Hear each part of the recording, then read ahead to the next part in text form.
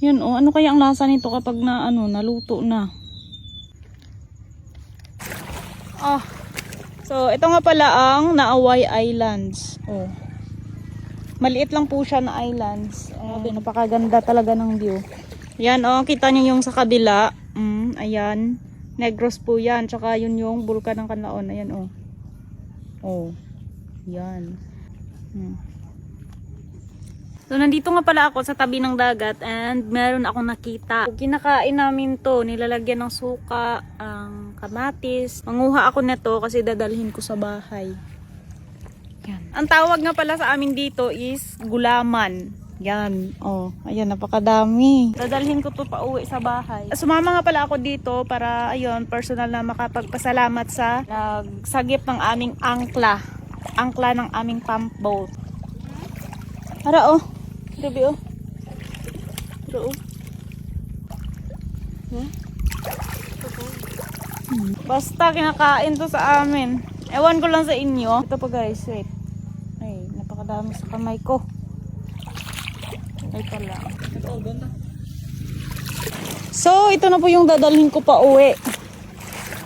Ah. Parang sa ano siya, sa bato siya nakakapit. Linisan natin, kunin natin yung mga dumi-dumi. Yan, oh, sa bato talaga siya nabubuhay. Oh, sa bato siya kumakapit. Meron nga pala akong ipapakita sa inyo and sobrang na-amaze talaga ako kasi bago ko pa lang siya nakita. First time ko talaga makakita ng ganito. Mostly sa mga ano lang, sa mga picture ko lang siya makikita and sa video. So, ngayon, makikita ko na talaga siya in personal. Yan, o, tingnan nyo. Ito. Ayan. Klaseng, ano to? Anong klaseng shell? Hindi ko alam kung anong tawag nila dito. Mostly kasi sa mga mukbang-mukbang na mga Chinese, doon ko lang makikita ang ganitong shell. So, yun. Gusto ko sanang ano. Pwede ba itong buksan? Wait lang, guys. Tingnan natin. Paano ba nila to hinuli? Kasi kung sa tabi-tabi lang, sa tabi lang mga dagat, hindi mo talaga to makukuha. Ayan. Grabe, sobrang laki. Nahawakan ko na yung nakikita ko lang sa mga video. Mostly na makikita ko sa mga mukbangers is Chinese.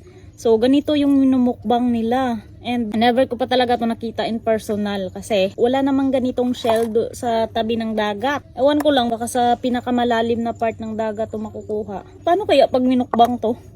Ano kaya ang lasa nito? Hala, kinuha. Hindi to sa ano, hindi to sa akin. Ewan ko lang, kung ibebenta nila to, bibilhin ko talaga to. Ano? Hala, ang ganda tingnan. First time ko makakita ng ganitong shell. Yan oh. Grabe, ang lalaki ng laman. So kapag ibenta nila to, bibilhin ko talaga to. Gusto ko to i-try. OMG. Ang OA ko. So yun, oh, tingnan nyo. Oh. OMG. Ayan. Bago pa lang talaga ako nakakita ng ganitong shell. Yun oh. Ano kaya ang lasa nito kapag na ano, naluto na? Yun oh. Matigas siya. Ano kaya ang lasa nito, guys?